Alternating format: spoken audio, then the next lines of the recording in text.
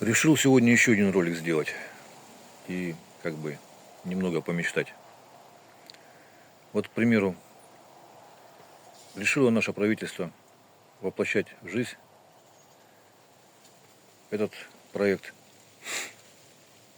Набрали команду специалистов, лучших конструкторов, авиаконструкторов, лучших инженеров, лучших IT-специалистов, специалистов по искусственному интеллекту, по навигации, лучших дизайнеров. И решили, допустим, проблему с шумом винтов, с вибрациями этими всеми, чтобы комфортнее было всем. И если денег не хватает, заключили контракт с Индией. И с предоплатой этого контракта начали развивать этот проект. И вот, к примеру, что может из этого получиться?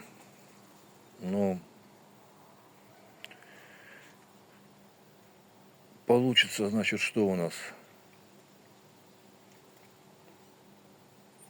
Автомобилям многие станут не нужны. Вот мне лично был бы вообще уже никакой личный транспорт не нужен. Может быть, оставил бы себе там какой-то электромопед, чтобы электроскутер, чтобы по месту ездить там до магазина, обратно, чтобы лишний раз не вызывать. А куда уже дальше там, когда, тогда уже выгоднее Серафима вызвать, и он тебя доставит куда надо. Вот. И также, в общем-то, можно и сейчас этот Эволюта и Джой сейчас выпускают, тоже там по стране он сейчас хорошим спросом пользуется. Люди поняли, что, во-первых, на заправке не стоять, во-вторых, нету ДВС, нету коробки, это уже минус куча технических проблем. Что там в редукторе раз, по-моему, 45 тысяч литров масла меняют, и больше ничего, никаких. Из технического обслуживания больше вообще ничего. Электродвигатели у них ресурс намного выше, и они проще и дешевле.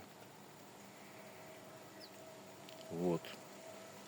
К примеру, так как-то мыслю, да. И что у нас дальше произойдет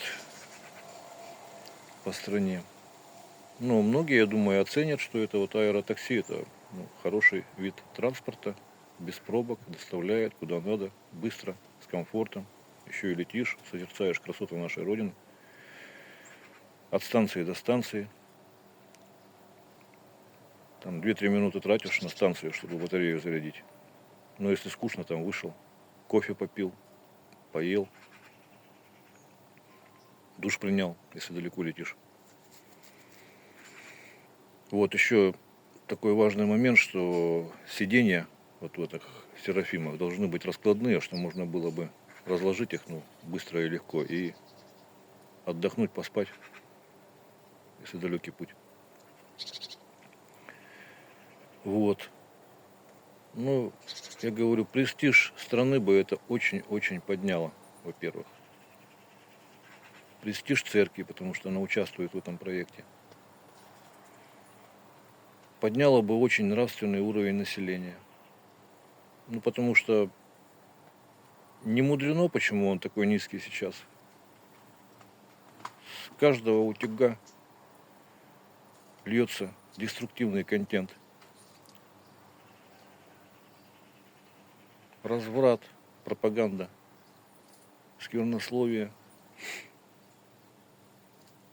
и всего такого прочего. Немножко делает шаги, слава богу, государство у нас по поводу поднятия духовного уровня населения.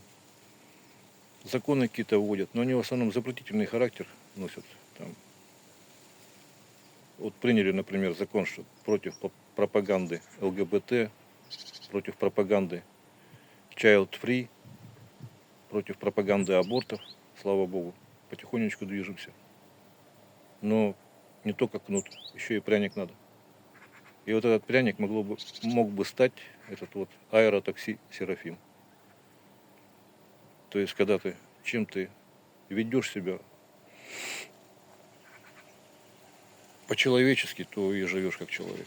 Ну, в общем,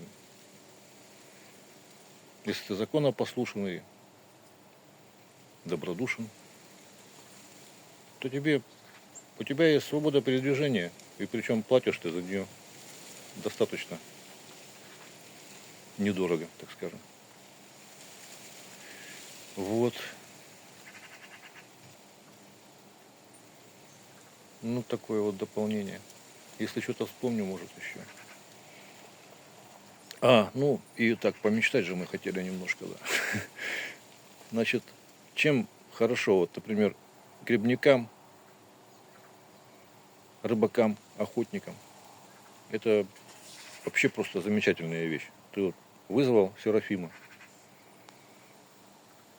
тебя прилетел, доставил куда тебе надо, даже туда, куда тебе лодка или автомобиль никакой не доставит. И улетел. Порыбачил, к примеру. Наловил сколько надо. Вызвал, даже не так, а кнопочку нажал, Серафим прилетел, тебя забрал. Ну, там, кнопочку и, к примеру, там, один пассажир. Больше ничего не надо, никакой информации. Потом уже Серафим прилетит, спросит, куда надо лететь. Голосовой командой объявляешь ему, куда надо. И он тебя туда доставляет.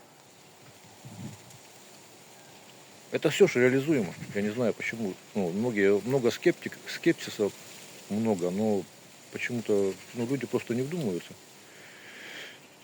То, что сейчас это уже реально все воплотимо. Никакой сказки тут нету, ничего такого. Мне многие там говорят уже, которые там дальше, чем я, мечтают еще, что, возможно, скоро уже можно будет и без винтов обходиться, а антигравитацию развивать. Ну, там какая-нибудь гравиступа, чтобы она была, можно было назвать, да. Или там, самому в голову приходит, что у нас тоже там люди талантливые. Может, кто-то и изобретет как-нибудь когда-нибудь какой-нибудь атомный аккумулятор, который зарядил, поставил один раз и летаем там, допустим, 10 лет без подзарядки. Ну, это было бы еще лучше, конечно. Но со временем, думаю, Бог даст, оно и это может развиться. Но пока вот то, что вот сейчас предлагаю, что вот беспилотные системы развиты, ГЛОНАСС у нас есть, спутниковая группировка «Рассвет» растет как на глазах, лучшая в мире атомная энергетика, одни из лучших в мире авиаконструкторов,